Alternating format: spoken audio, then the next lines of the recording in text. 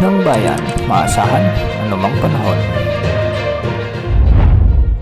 Magandang oras po sa ating lahat. Narito na ang latest update sa lagay ng ating panahon ngayon at sa susunod na 24 oras. Sa kasalukuyan ay nakakaapekto ang amihan o northeast monsoon sa northern at central Luzon, samantalang muling umiiral ang intertropical convergence zone sa may southern portion ng Mindanao. Dahil nga sa intertropical convergence zone, asahan ang maulap na kalangitan na may mga kalat-kalat na pag-ulan na may mga kasamang thunderstorms sa bahagi ng Basilan, Sulu at Tawi-Tawi. Pinag-iingat natin ang ating mga kababayan dyan, lalo na kung may mga umiiral na katamtaman hanggang sa malalakas na pag-ulan dahil posible ang mga biglang pagbaha at pagguho ng lupa.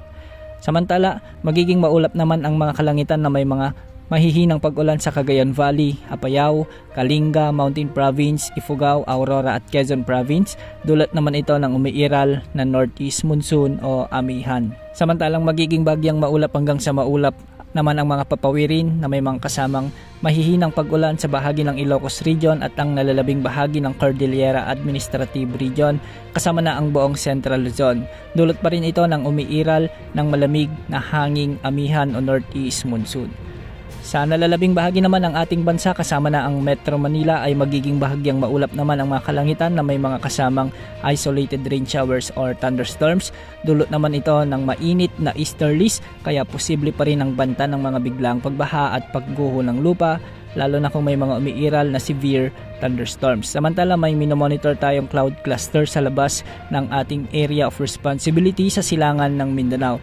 Ayon sa latest Tropical Cyclone Threat Potential Forecast ng Pag-asa, ay posibleng may mabuong LPA o sama ng panahon sa silangan ng Mindanao sa mga susunod na araw. Nasa katamtaman ang tsansa nitong lumakas bilang bagyo at posible itang lumapit sa may Eastern Mindanao o di naman ay sa Eastern Visayas. Kung sakaling maging ganap na bagyo ito, tatawagin ito ng Pag-asa bilang bagyong Kerubin. Bukas asahan pa rin ang pag-iral ng mga weather systems gaya ng amihan at intertropical convergence zone na siyang posibleng magdulot ng mga mahihinang pag-ulan sa mga lugar sa Luzon at Mindanao. Samantalang easterlies naman ang magdudulot ng maalinsangang panahon lalo na sa tanghali sa malaking bahagi ng ating bansa. Yan ang update sa lagay ng panahon. Ito po ang weather update ng bayan, maasahan anumang panahon.